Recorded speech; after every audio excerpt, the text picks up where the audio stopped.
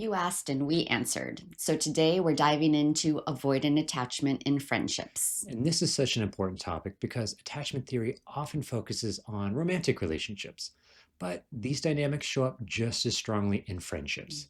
This video is inspired by a great question from one of our viewers, Happy Human, who asked, could you also make a series on dealing with avoidant friendships apart from just romantic relationships and how to handle that? It's harder to hold friends accountable. Navigating avoidant attachment in friendships can be particularly challenging. It's hard to know how to approach someone who withdraws or deflects when you express your needs. Today we'll unpack what this looks like, how to respond, and how to set boundaries while preserving the friendship or ending the relationship if those boundaries aren't respected. Let's focus on Alex, the dismissive avoidant character from our attachment style videos. Alex has been working in therapy to navigate their relationship with Jamie, but now they're feeling a little pressure from friends as well. Alex craves independence and often finds emotional demands overwhelming and difficult to handle. For example, Alex often cancels plans last minute or goes radio silent for days. When friends, like Taylor, try to address this, Alex's internal narrative might sound like this. Why is everyone so needy? I can't handle this right now. Why can't they just let me be? Alex's resistance to accountability often comes across as dismissive or even selfish. But for Alex, it feels like self preservation. The idea of being responsible for someone else's emotional needs triggers a deep discomfort. And this is where things get tricky. Alex might not even realize how their actions affect their friends.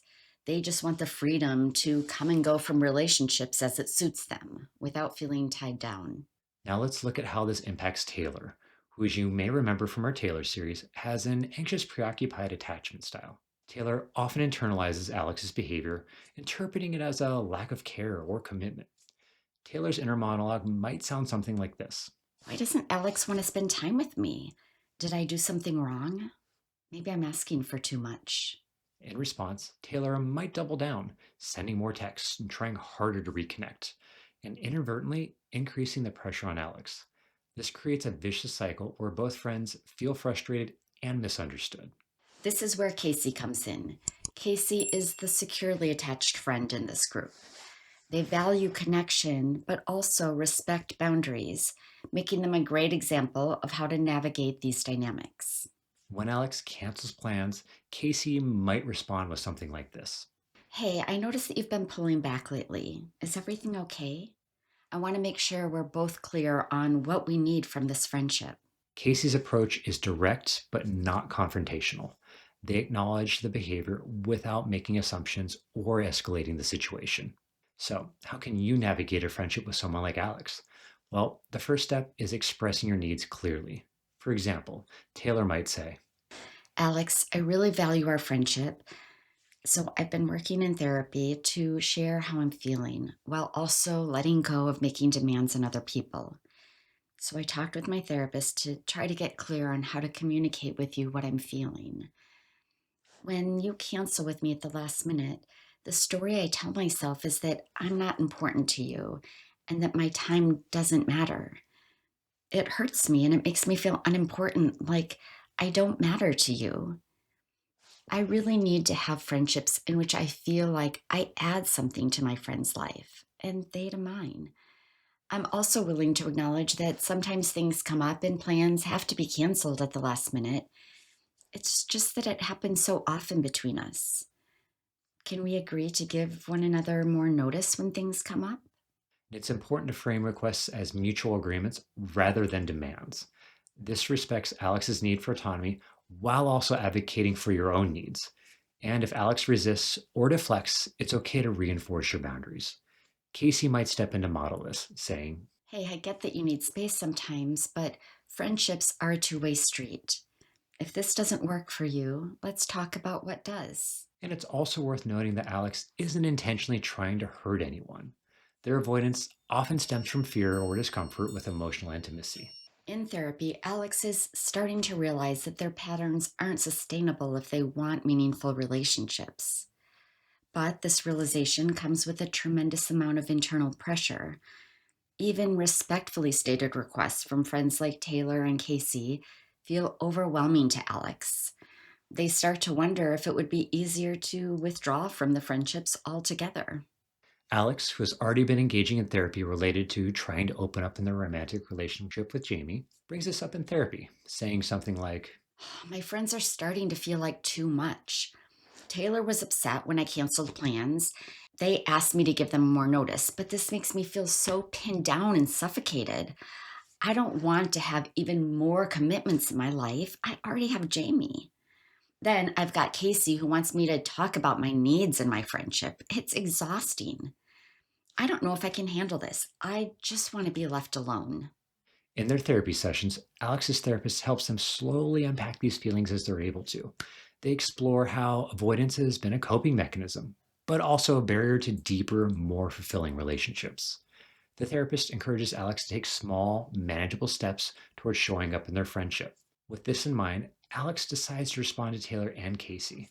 To Taylor, Alex says, I hear you, and I'm sorry for how my last minute canceled plans have made you feel like you're unimportant to me. I'm working on being more consistent, but I also need you to know that sometimes I just need space. Can we talk about a balance that works for both of us? and it's a step forward. Alex is still learning, but they're starting to acknowledge the impact of their behavior and work towards a middle ground. But that realization doesn't mean instant change. For Alex, the idea of consistently showing up can feel overwhelming, especially when it feels like demands are piling up from every direction. This is why patience and compassion are so important. We understand that in this video, we've moved swiftly through what are often deeply complex and long term processes. It's important to acknowledge that addressing relational dynamics and fostering change isn't quick or linear. They're often two steps forward and one step back, but those dedicated to their personal growth and their relationships can make meaningful progress on this journey. We also want to address a common misconception. While dismissive avoidant attachment can feel like a lack of empathy, it isn't a hallmark of this attachment style itself. Often, avoidants care deeply but struggle to express those feelings due to a fear of rejection, being overwhelmed, and a fear that being vulnerable will allow them to be hurt. At some point in their life, usually in childhood, they learned that to not care protected them. But now, that very thing that protected them as children with very small circles of control against neglectful or absent caregivers is hurting them because as humans, we need meaningful connection. But traits like a complete lack of empathy are more closely associated with conditions like narcissistic personality disorder or antisocial personality disorder. Understanding this distinction can help approach these dynamics with clarity and compassion. And compassion doesn't mean that you don't set your boundaries to protect yourself by communicating your needs and ending a relationship if necessary, but it means doing so with awareness and compassion.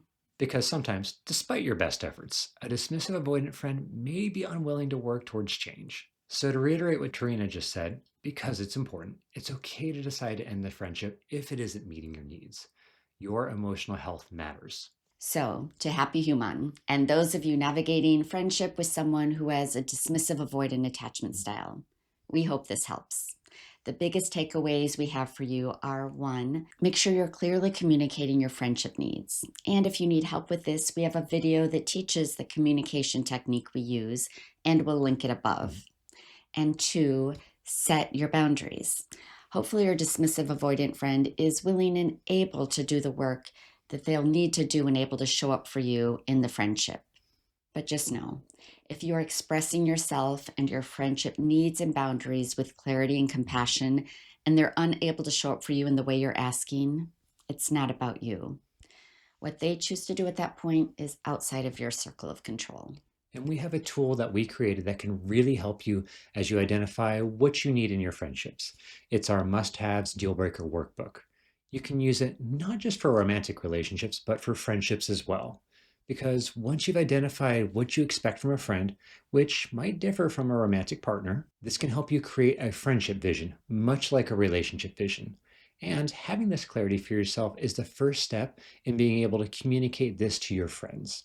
And if you're the avoidant friend, know that it's okay to need space. But relationships thrive on communication and reciprocity. So if you need help with that, and really who of us hasn't at some point needed some help, please reach out to a therapist.